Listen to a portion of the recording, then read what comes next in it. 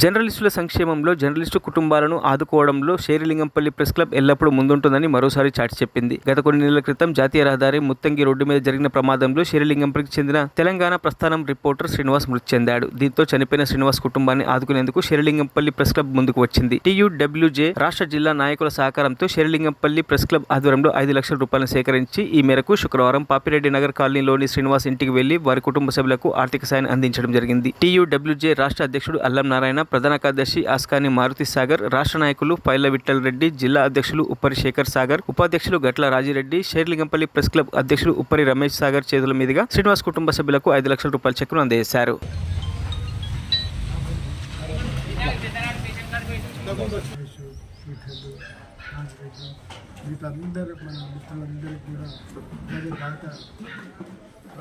ప్రవీణ్ గారికి ప్రత్యేకమైన కృతజ్ఞతలు. జర్నలిస్టు కుటుంబంతో ఉండడం సంప్రదాయం ప్రత్యేకంగా ధన్యవాదాలు.